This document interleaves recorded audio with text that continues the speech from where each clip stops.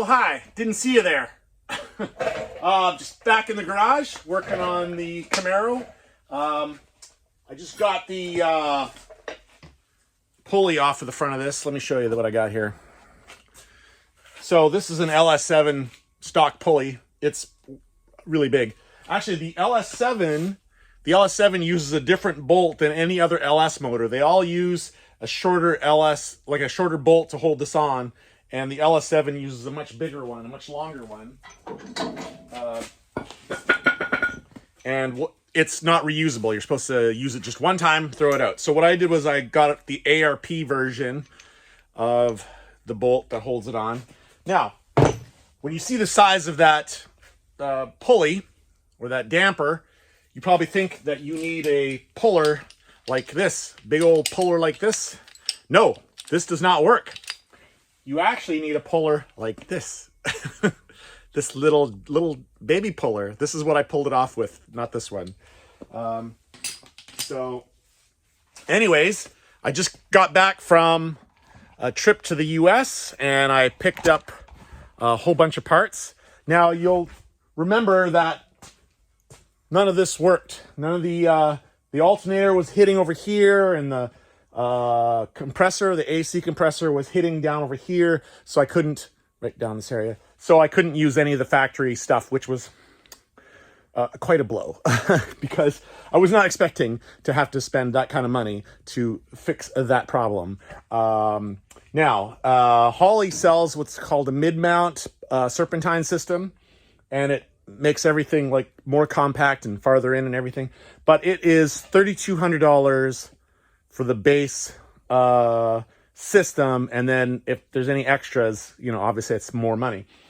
So shopping around, I found and I'll show you what I got something that is about $1,000 cheaper than that. Let me flip my camera around here. Here it is. This is from CVF out of I think they're out of Wisconsin. And this was $1,000 cheaper than the Holley system. So, and it includes, you know, everything, all the stuff. And I don't know what's in all these boxes yet, but it includes a fluid damper. So I'm pretty happy about the fluid damper. This is SFI approved, so for drag racing and that kind of stuff. So obviously it's a good unit, I would think. So yeah, so I got a bunch of other stuff as well as this. But I'll save the unboxing of those things for another video. But right now, let's get all those things on there and see how that goes. Okay, this first part was a little tricky. It took two people, and credit to CVF. But they told me that with this giant throttle body, I'd have to trim the top a little bit to make it fit. And yeah, I used a die grinder. I trimmed a little bit up right at the top there, right in that little area there, and there we go. So, yeah, now I just gotta tighten up these bolts and then look at the directions and go from there. But yeah, there's the water pump behind here, and then there's 6 spacers behind that. I'll show you.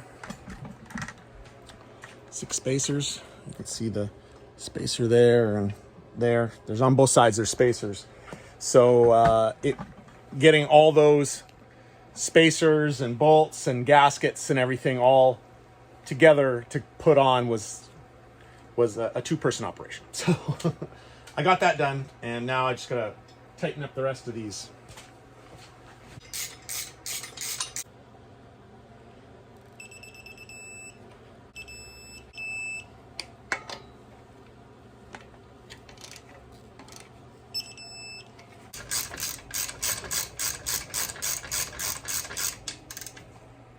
It's weird that this alternator uses a V-belt instead of a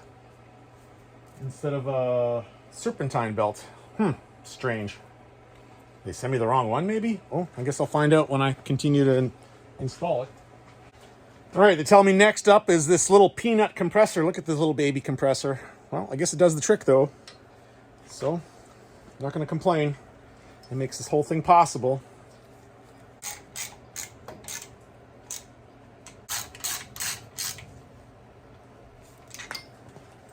Now the belt tensioner.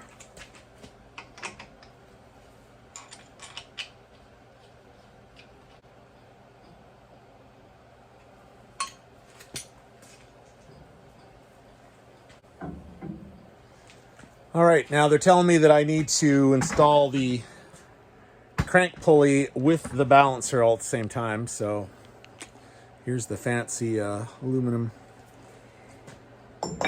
pulley.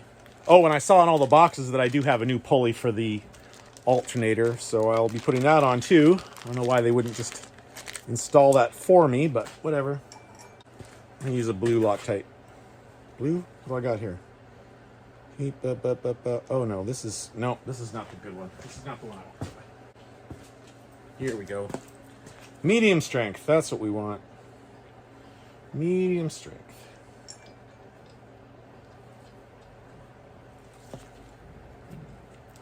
My wife actually got me this Serpentine kit for my birthday because I was depressed about the stock one not working. I was like, oh, great. This is, this is an expense I was not expecting.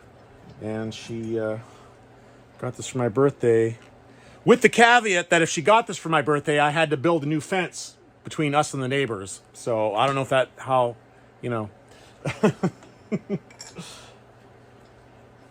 it was a birthday gift with an asterisk is what it was. It's fine. It's fine. I wish some of these parts were available in Canada. For my American subscribers, you guys, you don't know how good you have it with your free shipping and your no problems. And being in Canada, this all was a nightmare. So today I went down to the States. I had to drive an hour down to the States. Yesterday there was a snowstorm here, so I couldn't go yesterday. So I went today, and the roads they'd be dry sections, and then these long sections where it was just glare ice, like glare ice. So I'm doing, 65, 70 miles an hour, and suddenly glare ice. And yeah, it's, kind of frightening. But anyways, so I get to the States and pick up my parcels, and then on the trip back, I got a lot of stuff. I got a truck full of parts. And I got to the border crossing, and I double checked all my, when I picked up my parcels, I made sure that everything was there, and I had a receipt for absolutely everything, and the total was $5,900 for all the stuff, because it was this plus a whole bunch of other stuff, right? And of course the border guard is suspicious. So he went on the internet and he looked up every single part that I had to make sure that the receipt total matched what it said online those parts were worth. Every single part. And now the one place, Anvil, which I got a bunch of parts from Anvil out of California, they sent me a free t-shirt.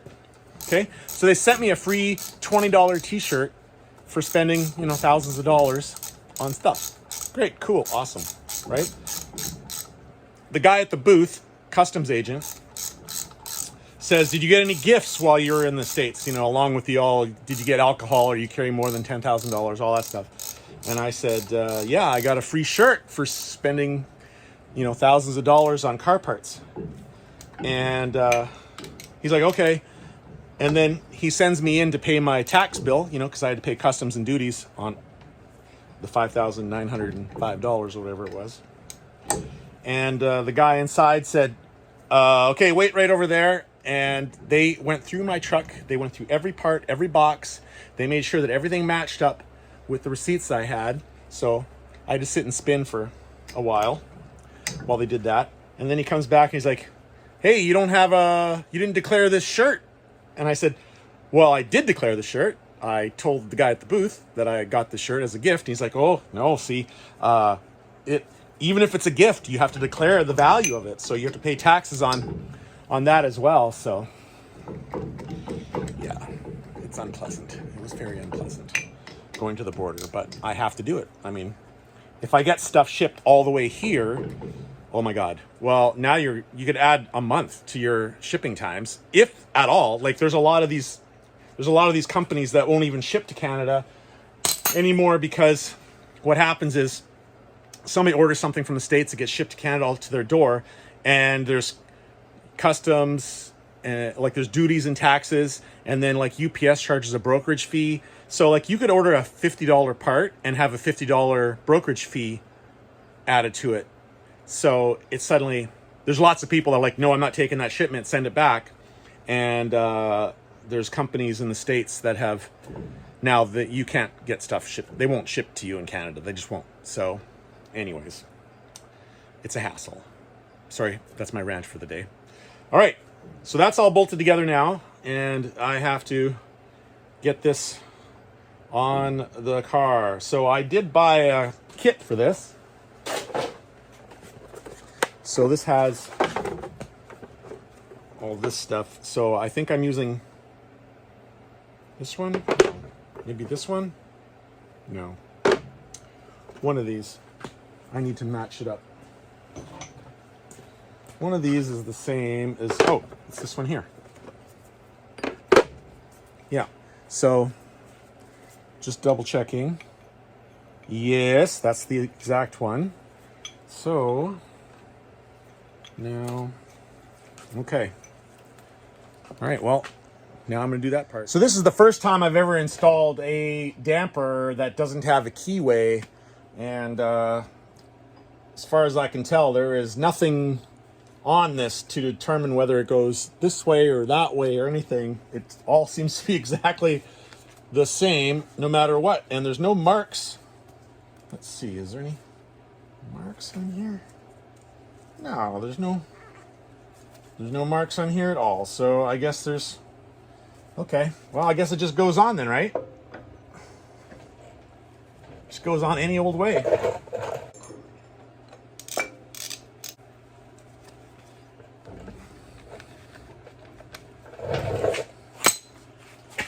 Okay, what's next? Okay, now I'm installing this power steering pump, this little baby pump. It doesn't say in the directions whether it's supposed to be, you know, on those two, because see it has 3 lugs, and there's 2 places here. It doesn't say whether it's supposed to be like that or like that, and it looks like it would bolt on there either way. So I guess it doesn't matter. I'm gonna bolt it on this way, with the fittings going straight out the side.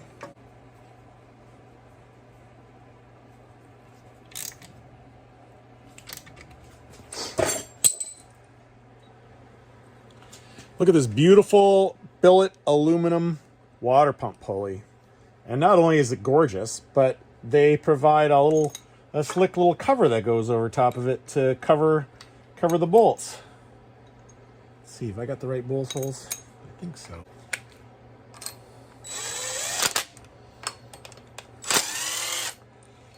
I hope all of you watched my last video on the MGB.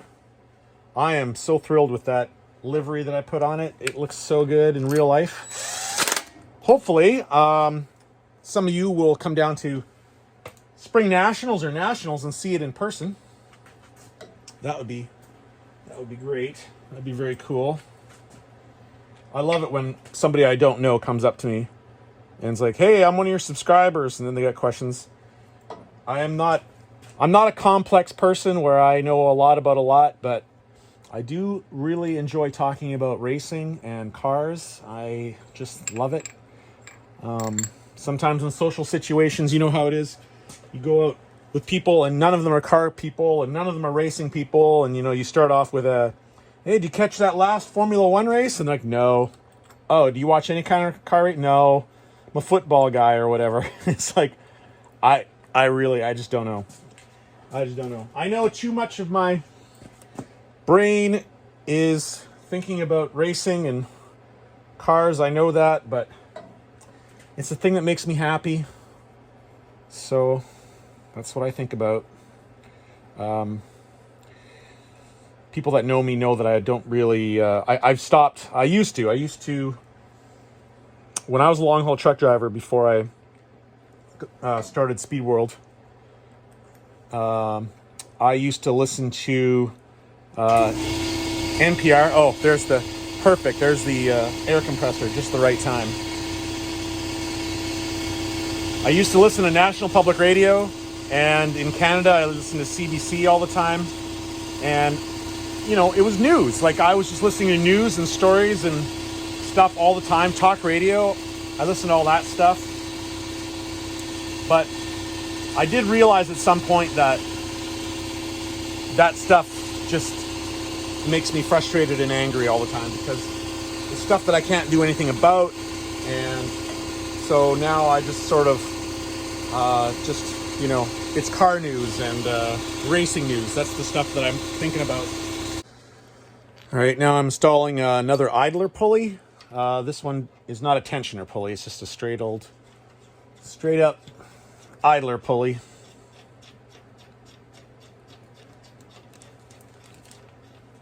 And I believe this one is supposed to have this nut on the back side. I wish I could find my 9/16 wrench. It's around here somewhere. Well, 14 is going to do. 14 millimeter.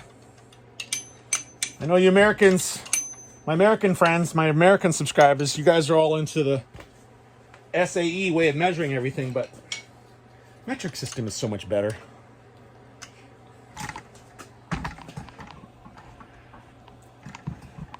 All those fractions when it comes to like drill bit sizes and stuff.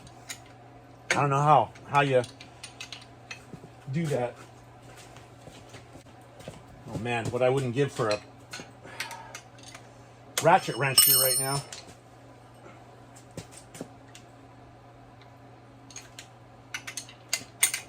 Anyways. Oh, did you spot my red valve covers? You notice that they are no longer yellow? That beautiful shade of yellow. Yeah, that was kind of ugly. I don't know what possessed anybody to do that, but oh my god, this is going to take me the rest of the year to get this one nut in here. Actually, maybe this bolt was meant for something. Maybe this was... Hold on.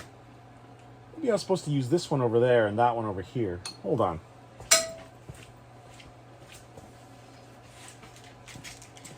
This decorative cover goes over top of... No, it still goes over top of there. Okay, I don't know. Oh my god. This is way too long. This can't be the right bolt. No, I must have switched them. Okay. I gotta reverse some earlier work. That tensioner on the other side, I think that one's supposed to have this bolt, and that bolt is supposed to be on this side.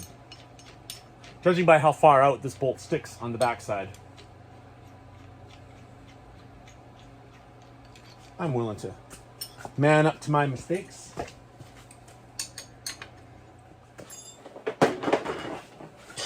Okay, I flipped the bolts there and there, and all I have left to do now is put on the belt. So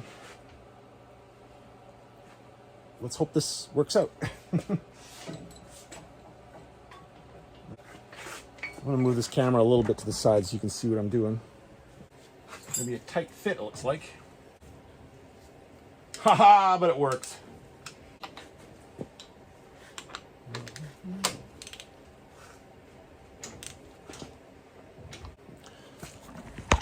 Okay, well, there it is. There's my CVF mid-mount Serpentine drive system, and they've been very helpful. I was in contact with them before ordering it because their website didn't include the LS7 as a possibility, and it did say there'd be problems with the massive throttle body that I have here. So I contacted them and said, hey, what do I need? And they hooked me up, and it's a beautiful system. Everything is so nice. And yeah, so it looks like I'm going to have working power steering and air conditioning and all the rest of it. All right. I hope you enjoyed this video. I'm at 1,000 subscribers now, so I know the pressure's on now. You want to hear this thing run. So I'm going to get there as quickly as I can. I'll, like I say, next video is going to be putting the wiring harness in, so that'll be the next step. A little bit closer to getting this thing running. And of course I have fuel lines and all that stuff to go as well. Anyways, thanks everybody, and we'll see you in the next one.